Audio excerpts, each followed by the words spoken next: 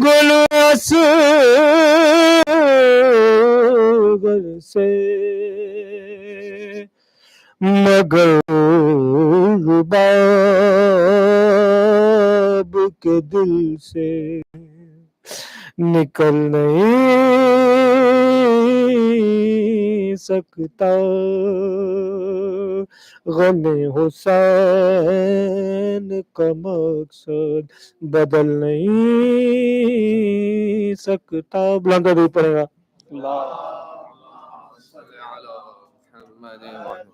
Ajrakum Allah. I would like to request all of the kids to come in front so that you guys can listen to the English majlis more attentively. Muhammad Ali Muhammad Salawat. Allahumma. One of our Buzurg, one of our community leaders, I would say, who was the founder of this community as well. He sadly passed away today in the morning, and we are very saddened about that. And inshallah, the ghusl will be given in Zainabiya tomorrow before around 10:30. Yeah, 10, 11 o'clock. And after that, the janaza will be announced, I think, later on, 2 o'clock, 2:15 at Pakistani Community Center, right? Yeah, there are two janazas. Yeah, 1 o'clock. And the tadfeen is at 2:15 in Kabasham Cemetery, right? So one Fatiha for the marhum Bukhari Shah Sahib before I invite brother Murtaza Naqvi. Bismillah ar-Rahman ar-Rahim. Alhamdulillah Rabbil Alamin. Ar-Rahman ar-Rahim. Maliki yawmiddin. Iyyaka na'budu wa iyyaka nasta'in. Ihdinas siratal mustaqim. Siratal ladzina an'amta 'alayhim ghayril maghdubi 'alaihim waladdallin. Bismillah ar-Rahman ar-Rahim. Alhamdulillah. بسم الله الرحمن الرحيم. الحمد لله والصلاة. بسم الله الرحمن الرحيم.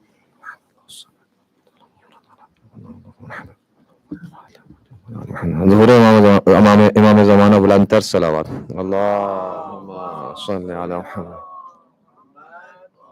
Before any further delay, I would like to request Brother Syed Murtaza Naqvi to come on member and give the majlis, the speeches of this 10 Muharram. Bar Muhammad wa Ali Muhammad, salawat.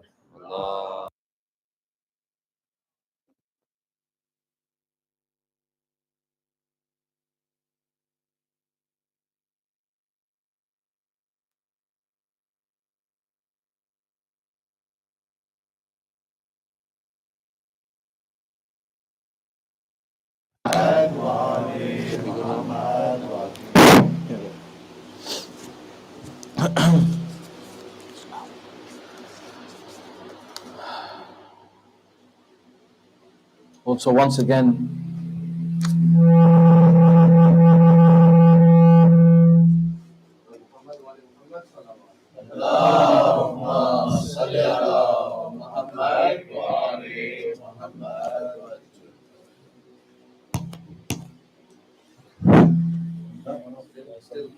still feedback a little bit.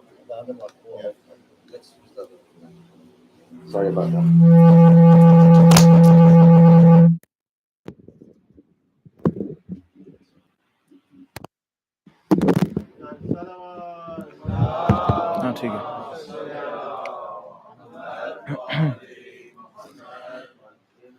Once again, I would like to give my condolences to the community for Uncle Syed Masood Bukhari. Inshallah, I know we're going to do a lot of this, but inshallah, if we can recite another Surah Al-Mubarakatul Fatiha for his soul. Bismillah ar-Rahman ar-Rahim. Maliki yawmiddin. Iyyaka na'budu wa iyyaka nasta'in. Ihdinas siratal mustaqim. Siratal ladzina an'amta 'alayhim ghayril maghdubi 'alayhim waladdallin.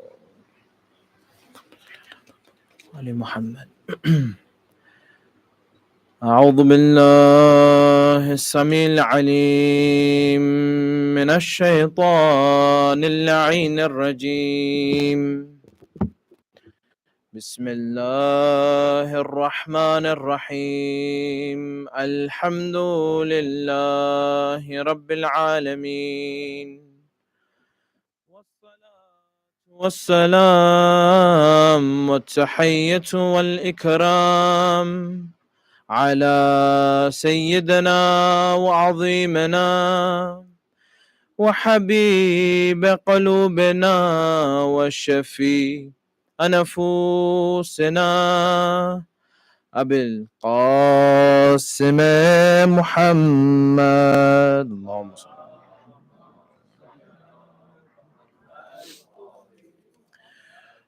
وأهل بيت الطيبين الطاهرين المعصومين الصادقين المظلومين المنتجبين المنتخبين الذين أذهب اللهم الرجس وطهرهم تطهيرا اللهم صل على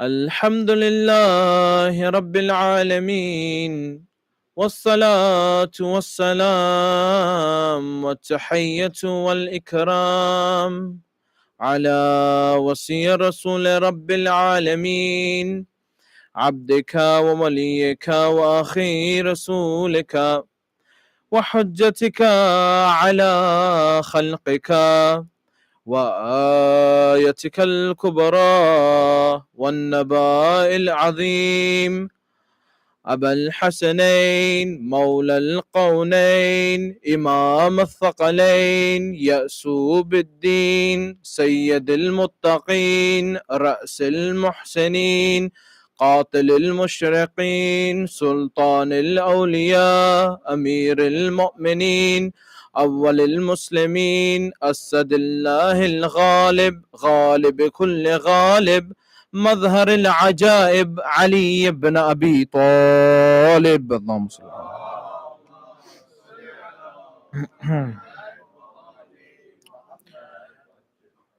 اللهم لعن ولا ظالم ظلم حق محمد وآل محمد وآخر تابع له على ذلك خصوصا سنمي قريش الحمد لله الذي لا يحتك حجابه ولا يغلق بابه ولا يرد سائله ولا يخيب آمله أما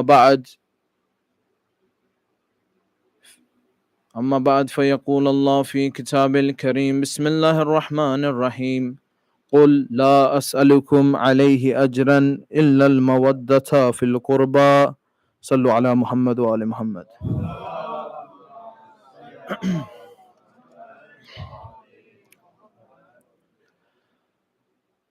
Rasulullah sallallahu alayhi wa wasallam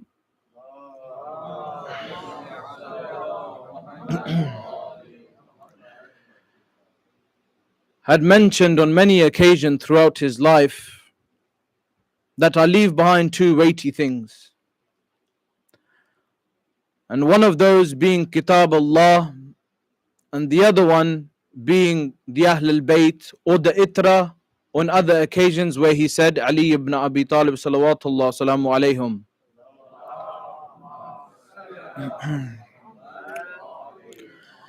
And you find that the Prophet of God said that the afdal of these two, the greater thing of these two, is the latter. As in the kitab is the lesser and the bayt is the superior. And you find that when you look into the ahadith and you go, for example, towards the tafsir books, such as Tafsir Ashi, for example, you find that Imam Sadiq salawatullah salamu alayhi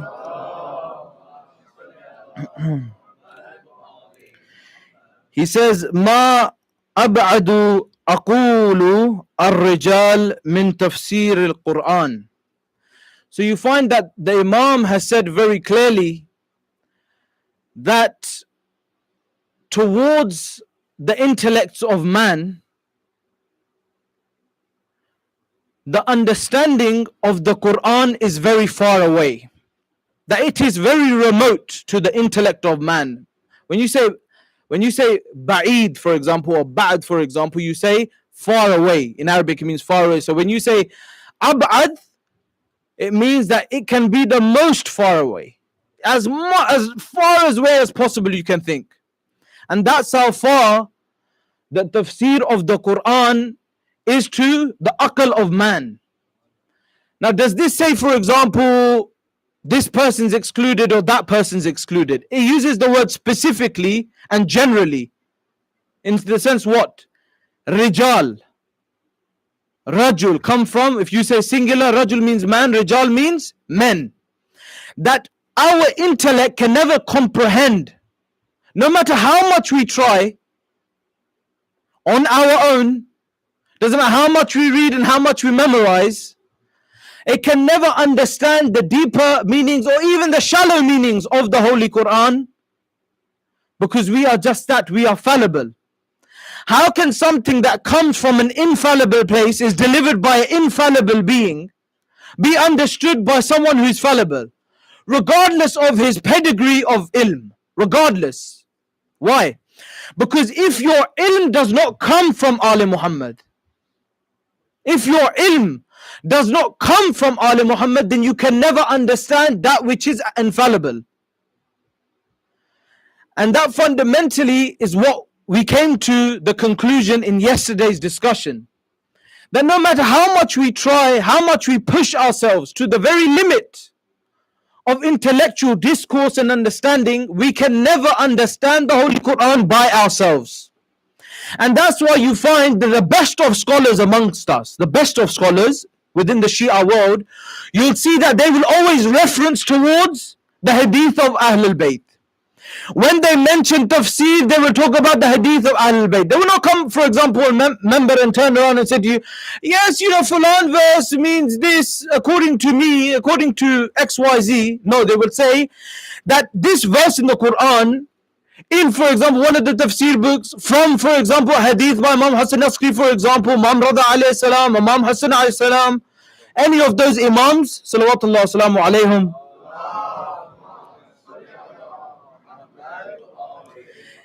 this is what they said about this verse. And then what will the ulama do? The ulama will contextualize what the imam said. They will not add to it. They will not subtract from it. They will not do their own qiyas on it. They will not say, if you're in this situation, this way. No. The imam said this particular hadith for this particular verse, and this was the scenario. That's it. What is the role of a scholar? What is the role? And all the blame is not even a scholar. What is the role of a student? Why? Because there is a hadith that says that Ali Muhammad are the scholars, everyone else are the students, and if there's anyone left, they're a piece of filth. It's very simple. There's only three categories in this religion. Either what? Either you are from Ali Muhammad, which obviously we are not. Yes, even though we are Sayyid, technically we're still not a part of that, elite dynasty in that way. And you find that what are we here? When we come to Majlis Hussein, for example, we come to all of these gatherings. What are we? We are the students. We are here to learn. And those people who sit here, they are no better than us. For they are also the students. Because there's only three categories. You either there, you either here, or you're a waste of society. That's the reality of your life. So therefore, when you look at these things and you look at the Holy Quran, you have to ask yourself, are we close to this Quran? Because I know for sure we're not close to the Hadith. That's 100% guarantee. Right? But are we close to the Quran? And if you want, for example, a test, then go home today, run your finger over the Quran, and if dust collects, then know that you're not close to this Quran. Yes? You find, for example, they clean everything in the Quran in the top shelf. Nobody even looked at it for 15 years. Wallah, you ask the Shia, who say they're Shia. I say I'm Shia too. And I speak to myself before I talk to any of you guys. Now you ask the Shia, you say, tell me 5 hadith from each of the imams. He'll have a big fat question mark on his head. It's true. You ask him about, for example, Pakistani politics, he will rant for 4 hours. You ask him, for example, about a particular game that he's playing, the kid will rant on for hours. You ask those people who are interested in cars, buy and sell cars, they will tell you from the size of the bonnet, what the engine is, what's this, what's that, what's in the exhaust. He'll tell you the inch of the wheels, he'll tell you what's standard and what's not.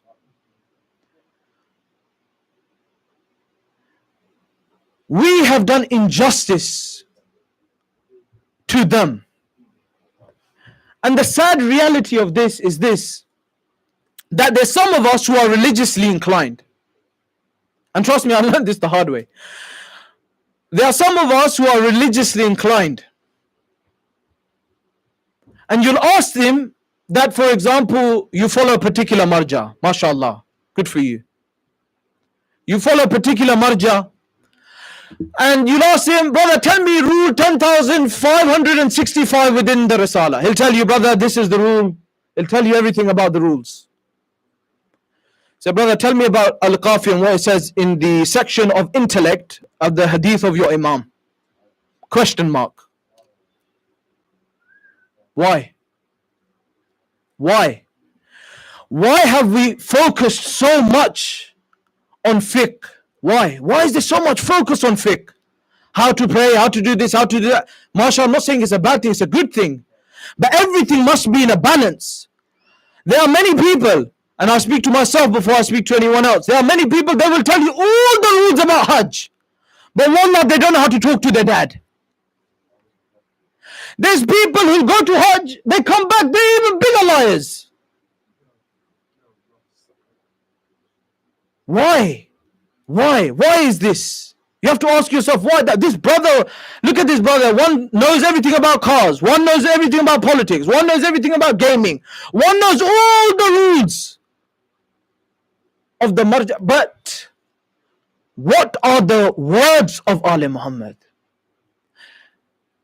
Now, I don't know about anyone here, but if someone gave me the choice to hear an opinion of someone, an opinion, Maslan, someone says that, oh, you know, according to my opinion, this is how it should be. And then on the other hand, there's a hadith of Ahl al-Bayt, right? And this hadith particularly, for example, turns around and says that the Ahl al-Bayt say this particular thing. Whose word are you going to take? Everyone will say, I'll take the word of Ahl al-Bayt, but then there's a big caveat, isn't there? There's a massive caveat. What's that? Is this hadith sahih? Is it Hasan? Is it Mutawatir? Is it like this? Is it like that? Does it turn upside down? Does it move left and right? You find that, brother, you're so concerned about whether this hadith is real or not. When in Ghadir Khum, problem is we don't read the whole khutbah. We stop at, where do we stop? Man kuntum, and then the rest of it we just ignore. Yes, it's probably an important part. Yes, Eid al-Ghadir, mashallah, I'm not saying these are bad things. But read the whole thing. It says later in that same khutbah, what does Rasulullah say? Rasulullah sallallahu alayhi wa sallam. He says that there are many people around me who are liars. And they are lying about my word. There are many people around us who are liars and they're lying about what I have said.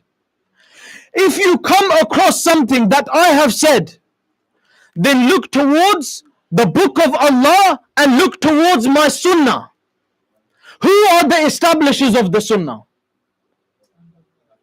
Look towards them, for they are the beacons for you. They are the lanterns for you. They are the lanterns.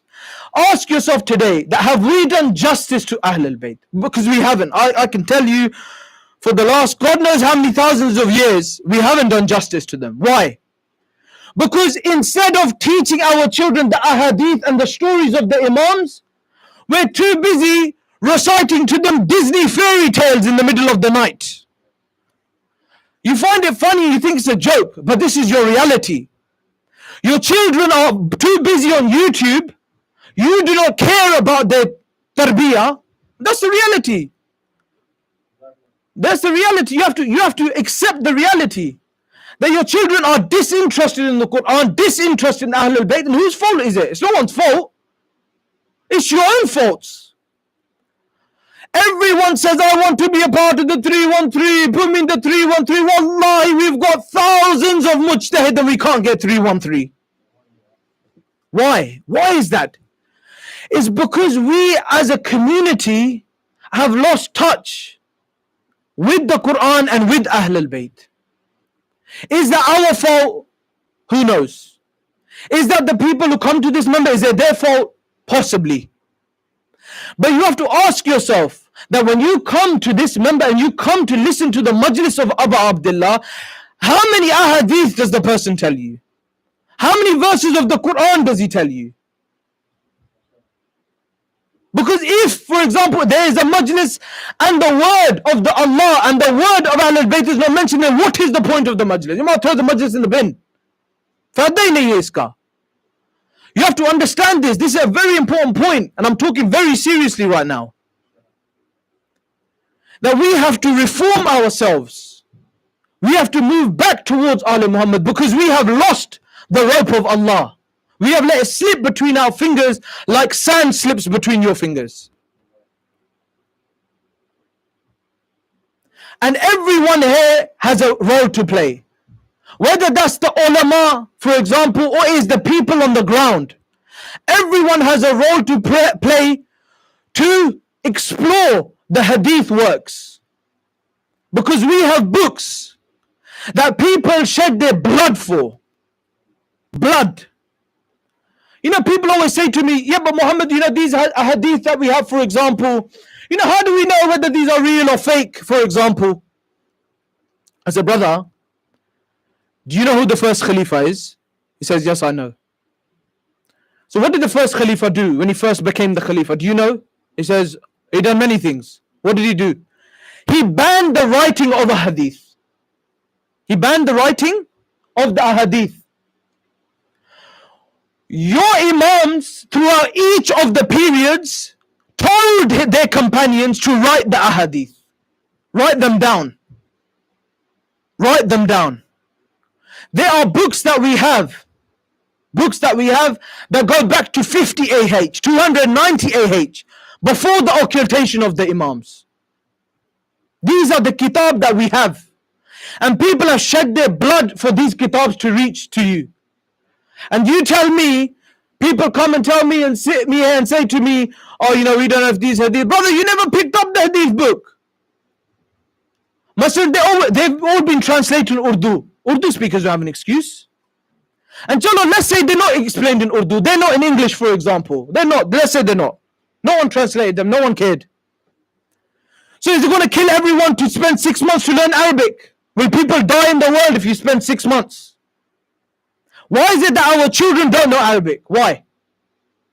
Why is it our children don't even know Urdu? Forget Arabic. Arabic ki baat hai. Right? Why do they know Urdu? Half our children, Maulana comes, sits on the member, speaks Urdu, they don't have a clue. Why? If you cannot teach our children your own mother tongue, how do I expect you to teach them the words of Ahlul Bayt? Tafakkar karo is baat mein. You have to actually think about it. I'm not speaking Urdu, it's not Urdu majlis. But you know, think about it. What have we done? You know, everyone says, oh, you know, I prepared by the Imam, I gave £200 in mosque. Oh, good job, mate. Well done. Good job. You done £200 in mosque. Oh, I gave £50. So what if you get £50? What does that mean? You think Imam cares about your money?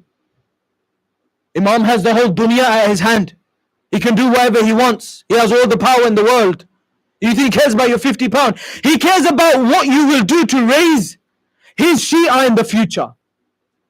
That's what he cares about. He cares about the tarbiyah. He cares about your akhlaq and your ethics. And for you to know your Imam. And how do you know your Imam? By listening to their words. Reading their kalam. Reading those books that your scholars have been killed and their blood has been shed. You come here today and you listen to this majlis and you have this podium and you come here and you mourn the blood of Abu Abdullah. What is he there for? For political reasons? Was he there for money? He was there to make a reform. Because everyone had left Ahlul Bayt. They had all gone. They didn't even know who Ahlul Bayt was anymore. Ask yourself this question, that do we know who Ahlul Bayt is? It's easy, my brothers, to come here and cheaply say, Ya Ali Madad. Yeah, Assalamu alaikum, Ya Ali Madad.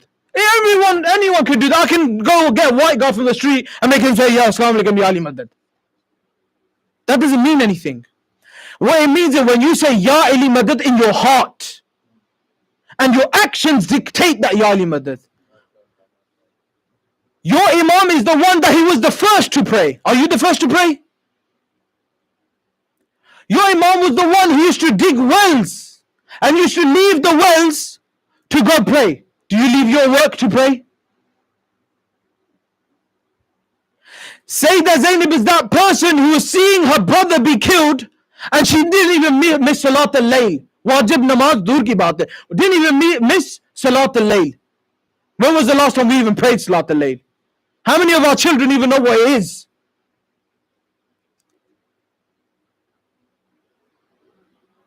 And I don't mean, to come here and start grilling everyone. That's not my intention. But sometimes in lectures, you have to hear the raw truth. Because end of the day, I'm sure you've heard thousands of lectures. I'm sure you've heard millions of lectures. And what difference did it make in our lives? Zero. We're still here in the same place, in the same spiritual level, year upon year. We come here and we expect, I'm going to do Muharram and I'm going to change. I'm going to do Muharram, I'm going to do Ramadan, I'm going to change. You have to be the change you want to see. You have to make that change. Ask yourself from last Muharram to this Muharram, what have you improved in your deen, if anything at all? And if you answer truthfully to yourself and you say that I've done nothing, I'm not asking you to go erect the biggest of mosques. I'm saying erect, right, the heart and the tower of Ahl al-Bayt in your heart. Have you done that? Have you given your dues to them by raising their children? Ye aapke bacche nahi hai, their children. And if you do not give them proper tarbiyah, then realize that you will have to answer. You will have to answer.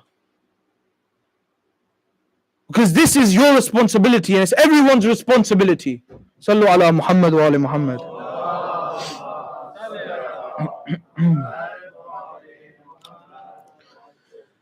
And many people turn around and say what?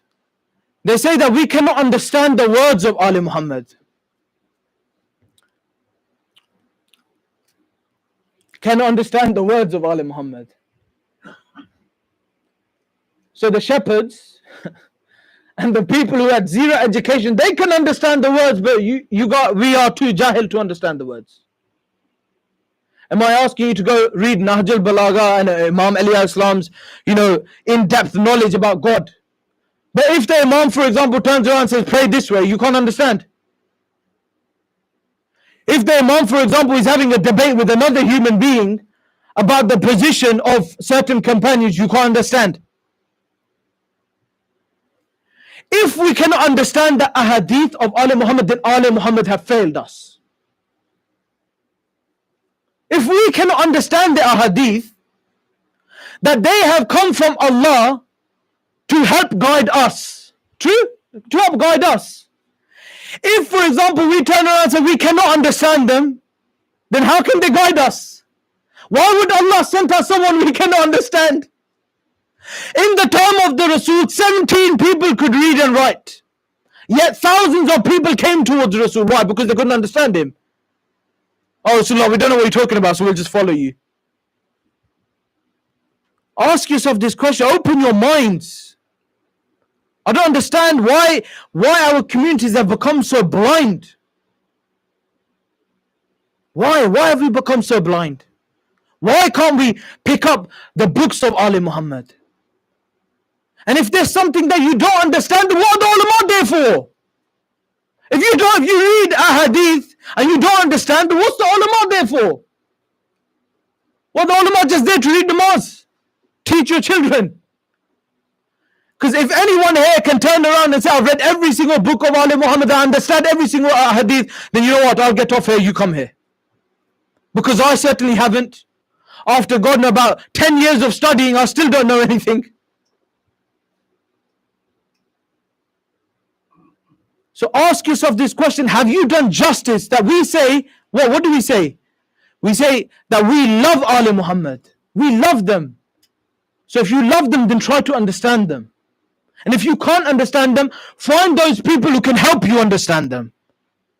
And if you can't find those people, then do dua to Imam Zaman to help you to understand. Use the Imam. The only time we think about the Imam is when? Ya Imam, mujhe Ferrari de do. Ya Imam, give me successful grades in GCSE. That's the only time I remember Imam. Ya Imam, Imran Khan ko success de do. That's the latest one, isn't it? Right? When was the last time you had a conversation with your Imam? That one side you turn around and say, oh, you know, they Ahlul Bayt, they have ilm al-ghayb and they can hear us and they know and they read our deeds on Thursdays. So when was the last time you had a conversation with your Imam? That if he can hear you, he can listen to you, he knows that you're here, he knows about your existence. When was the last time you spoke to him?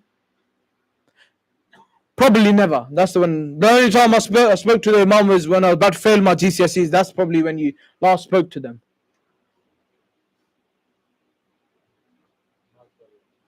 Sallu ala Muhammad wa ali Muhammad.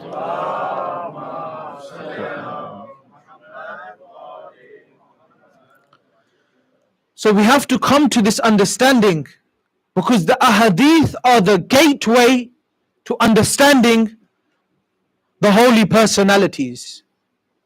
If we stray from the Qur'an and we stray from the Itra, then we have lost all our deen. Every single part of it, we've lost it, it's gone. And that's why you find that when you read the ahadith, then you learn many things. Not just our hadith, but also the hadith of our brothers. Are they brothers? Who knows? The hadith of the other sects. You find that in the Musnaf of Abi Shayba, it says within there that there's a hadith of Amir al-Mu'mineen Ali ibn Abi Talib salawatullah salamu alayhi.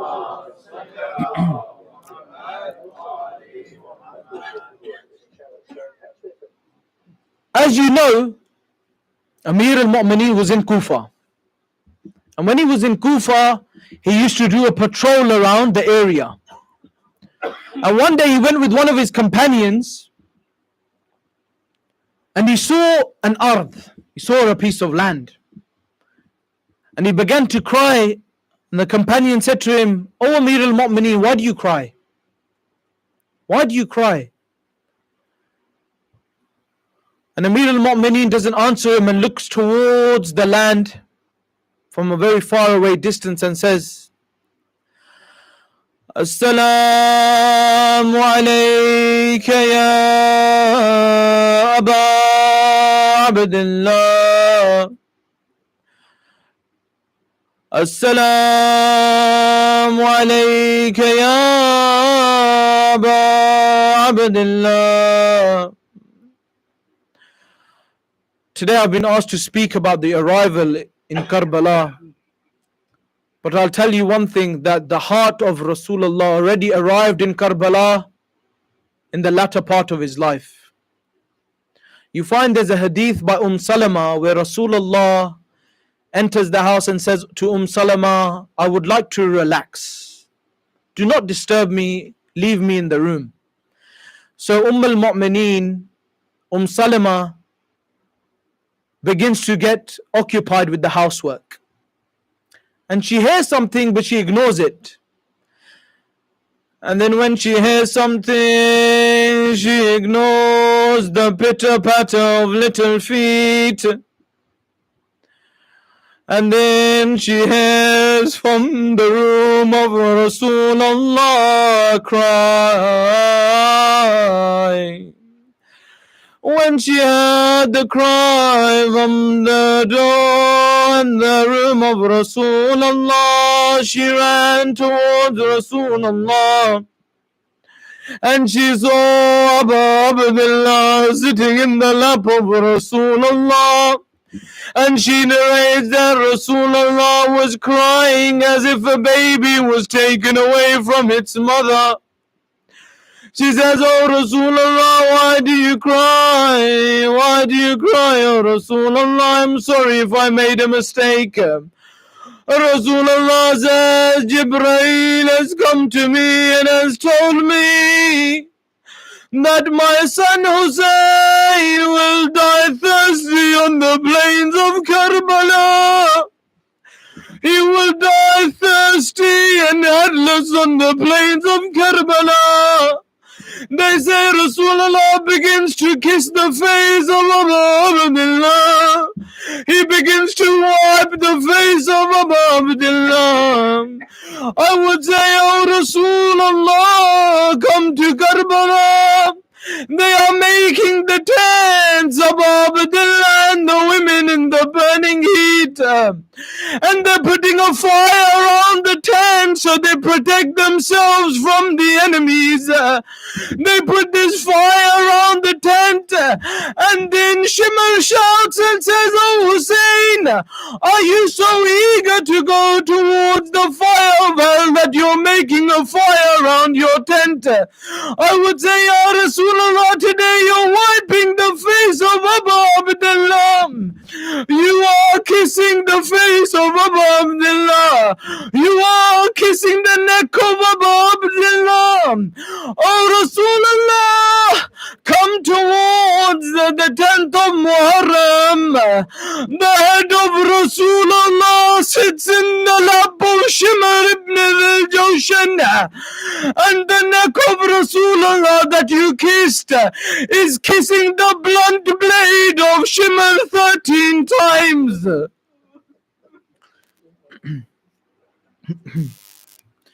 Inna lillah wa inna ilayhi raji'un. رضا بقضائه وتسليما لأمره. صلوا على محمد وعلى محمد.